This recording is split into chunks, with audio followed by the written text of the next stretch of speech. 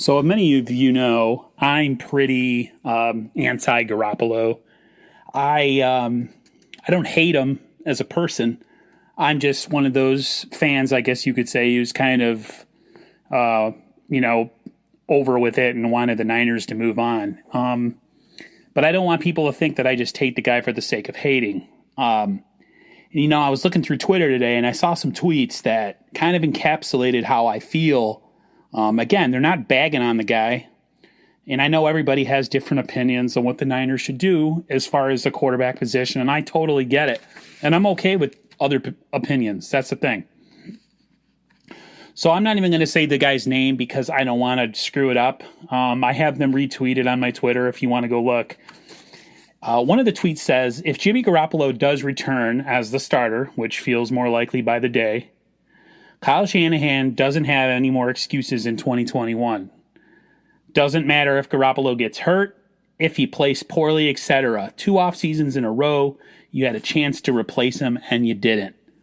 And I completely agree on that. It almost the blame almost goes off of Garoppolo and onto Shanahan because you've had 2 off seasons where you've had a chance to improve the quarterback position that you thought maybe you needed to do, and you've had Brady and you've had these other options, and you haven't decided that yet that that's something that you want to pursue. You don't want to give up the assets or whatever the reason may be. The other tweet was interesting too, by the same guy. It says that the 49ers also decide to bring back Jimmy or Garoppolo at $26 million and not restructure his deal. There's a low chance they bring back all of Trent Williams, Verrett, and Juszczyk next season while adding an edge player in the draft. Or in a good free agent class, excuse me.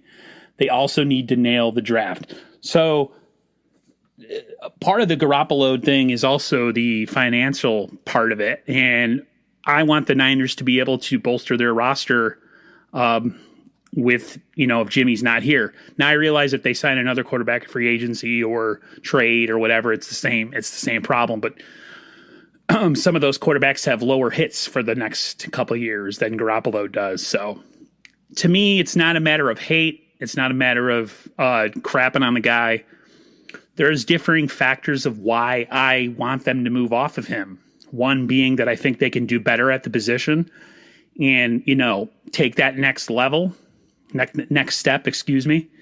And also it's the financial part, But like the one tweet said, this is no longer on Jimmy. This is on Kyle Shanahan and John Lynch. They've had opportunities to better their quarterback position. If they feel that it's not a position that they need to upgrade, then they should stop flirting with all these different teams and players and stuff. It's the fact that they're doing that makes you realize that they're not completely sold on him. I also saw another tweet that I don't have in front of me, but it pretty much said that in order for the Niners to move off of Garoppolo, it would have to be a big swing with the guy, say, like Watson. So with that less and less likely to happen, the more and more it looks like Jimmy's going to be the guy. Like last night I said, what are your opinions? And I gave you kind of 3 different choices of what you think the Niners should do.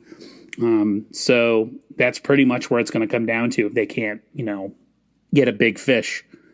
So like I said, the next couple of weeks are going to be interesting. And this offseason is still pretty young and pretty early on. So I don't know. I don't know about you guys, but I just have the feeling Jimmy's coming back. I just don't think the Niners front office is equipped and brave enough to make a huge move like, going after a guy like Watson. But I also understand that if they do, assets have to be given up. So either way, you have to pay. You're either going to pay with keeping Jimmy and his salary, or you're going to pay through draft picks and compensation to get a guy like Watson. So, and one little tidbit, I know there was a story that the Seahawks are really unhappy with Watson, and I've seen a lot of garbage about the Niners, what their chances of getting a guy, or excuse me, not Watson, the Seahawks having issues with Russell Wilson. And they're saying that the Niners could be connected to it, and who the Niners, or would the Niners be a team that would have a chance of drafting or trading for him, excuse me.